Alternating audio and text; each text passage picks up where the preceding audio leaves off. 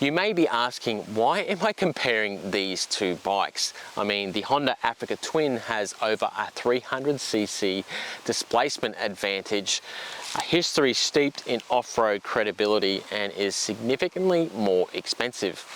The V-Strom, on the other hand, well, V-Stroms are known for being street-biased adventure tourers. But here's the thing, they both weigh pretty much exactly the same with a full tank of fuel. They got that renowned Japanese reliability, and they're both pretty good on and off road. So let's jump in and compare the Suzuki V-Strom 800D and the Honda Africa Twin base model.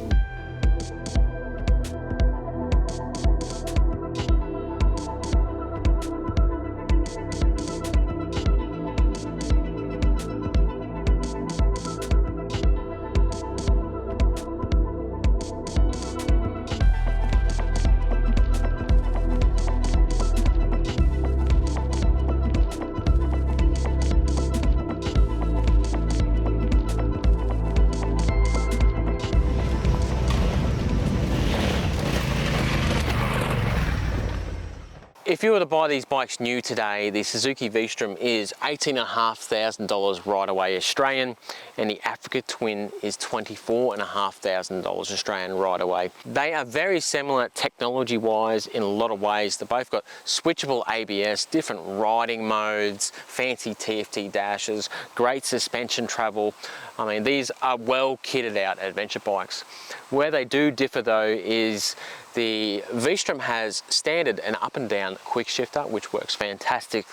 That is a $464 accessory on the Africa Twin, believe it or not. I don't know why. It also has cruise control and Android Auto and Apple CarPlay. All right, we can talk about spec sheets all day, but what we really want to know is how these bikes compare when you ride them and feel wise. Let's start off with the Africa Twin. The Africa Twin, as soon as you sit on it, it feels like a big dirt bike. This feels like a true adventure bike. You sit upright, you sit on top of the bike, and the suspension is quite firm. It feels ready to rock. When you get on the V-Strom, bear in mind this has the high seat on it now. The stock one is very sit-in. It feels like an adventure touring bike. The suspension is quite soft and mushy, I would say compliant, and it really sits in the bike. So very different feeling bikes, even though on the spec sheets they're similar in a lot of ways. And suspension is where these bikes differ in setup so much. The Africa Twin, as I said, is kind of a cushy, compliant ride. It feels great on the road, soaks up all the bumps. However, when you get off-road, it's too soft. It needs harder springs in it. If you're riding at even a moderate pace off-road, it will bottom out the front especially. It is adjustable, and in fact very similar forks and shocks. However, this is just set up a lot more soft, and that kind of goes back to the V-Strom's more adventure touring heritage. You get on this bike, the Africa Twin, much more firmer. It's a little bit stiff on the road at times. However, what comes with that is very good bump compliance, and it does feel that bit more sporty when you want to push it on the road. When you got off-road, I have pretty well complete confidence in this bike. It still needs to be set up a bit more, but one of the big things with this is it has so much adjustability. Winding that front preload a bit, you're not really going to bottom out on the big bumps and jumps. It's just a bit more rough and tumble, the Africa Twin, and I much prefer how they have that set up. So while I really like the stock suspension setup in this, here's the thing. Since this is so much cheaper, you don't mind spending your $700–800 on suspension, getting it fully set up. And for a lot of people, you do that in bikes anyway. So let's talk about the motors. There isn't as much in it as you would think. The V-Strom is a bottom end and mid-range monster. It's really got all its power down low and in the mid-range, then it flattens off. It's a fantastic motor and goes well for an 800. The fueling on it is absolutely perfect as well. They've done a fantastic job with the fueling. This has a much more linear power curve, the Africa Twin. If it was on a dynograph, it would just look like that. It just keeps pulling up the top, and it does feel a little bit more immediate. I mean, it does have more horsepower and it has more displacement as well. The fueling can get a little bit lurchy at slower speeds, especially when you're riding off-road, but overall the fueling is very good as well. This definitely has a bit more punch, I would say, and it's taller geared as well. So when you're doing your highway stints, it really lopes along in top gear. This will cruise along comfortably, but this just does it that bit better. Handling wise, they both hide their weight quite well. I think the V-Strom feels a little bit smaller and lower to the ground. It feels more low slung, and visibly you can see that the engine is lower down. There's just more mass lower down on the V-Strom, and it has less ground clearance. They both perform great on the road. They're really nice road bikes. That's probably a little bit more sporty feeling, I would say, and just bigger feeling as well. Whereas off-road, there's not that much in it. I do feel more comfortable on the Africa Twin. It just feels more purposeful and more like a dirt bike. You know, as I said before, this feels more like an adventure tourer. However, it's still extremely capable off-road. When the going gets tough though, these bikes cannot hide their weight. You want to turn them around the garage or on a tight trail. These bikes are both, 230 kilos. You can't hide it.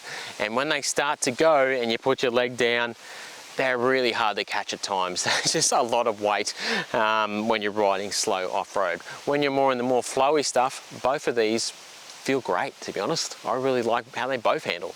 The brakes, I'm going to give the win to the Africa Twin here. The fronts on that are absolutely fantastic. That's not to say the brakes on the V-Strom are bad. Ridden in isolation, they are very good. They are nice brakes.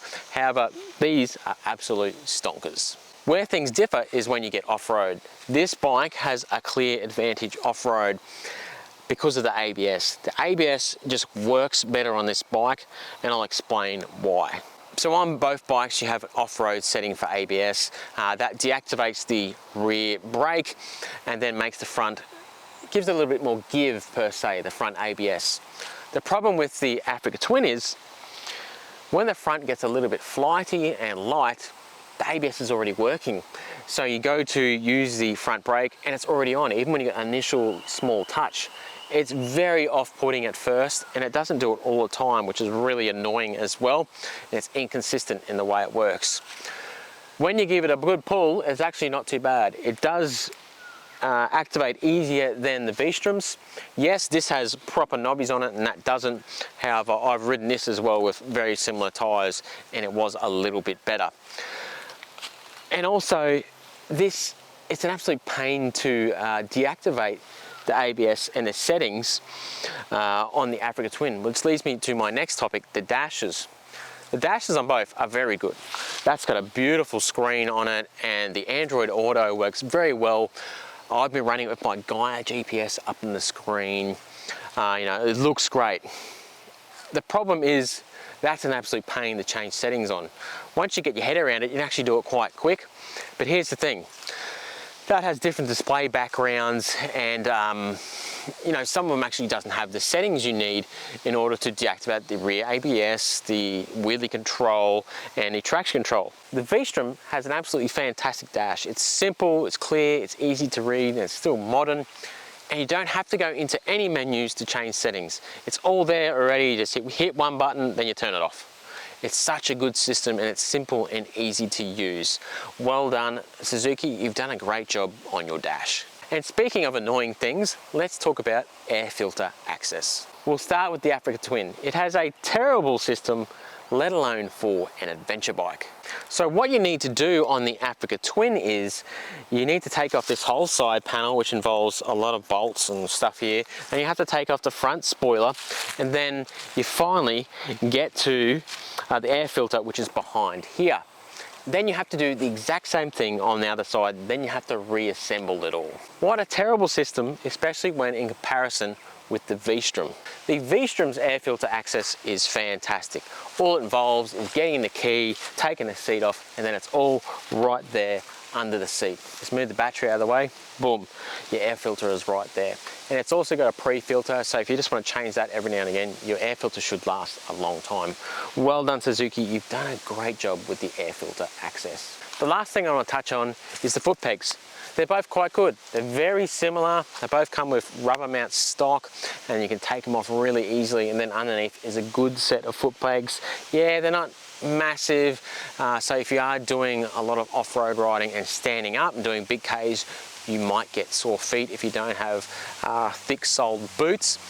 but overall, I just leave them both how they are. They're nice foot pegs. Something worth mentioning is both of these aren't adventure ready out of the box. They both need a good bash plate on them, upper crash bars, and a good set of handguards. The handguards that came with both of these stock are absolutely terrible. I've snapped the levers on both of them. Yes, I'm a crasher, but still, look at these. Absolutely terrible, and those ones are no better. So which bike am I going to recommend? Well, overall, I think the Africa Twin is a slightly better bike. It's got a bit more power, a bit more ground clearance. The suspension is a better setup out of the box and just feels a bit more off-road capable. And here's the thing, if you're doing really big Ks, that cruise control is really nice addition, especially with how well this thing lopes along at the highway. Here's the kicker though. This is way cheaper and it's still a very good bike. I mean, it's a really good bike for the price. The motor's good, the quick shift is good, ABS is better, air filter access is better. It's just a nice, simple bike that does it all. And since it's so much cheaper, get the suspension set up and you're gonna ride just as fast off-road on either of these bikes. The only thing that's gonna hold it back is the ground clearance. And that begs the question, if you're worrying about ground clearance on an adventure bike like this, are you even on the right style of bike? So my question for you is, which one are you gonna choose, the Africa Twin or the V-Strom? Let me know in the comments down below. All right, everyone, that's it for me. Big thanks to everyone who subscribed. If you haven't, make sure you click that subscribe button. I've got this Africa Twin for a little bit while longer and I'll be doing a review on that. And I also got more videos coming out on the V-Strom 800 as well. We've got some more mods to do on that bike yet. All right, keep it on the back wheel, everyone. Catch us.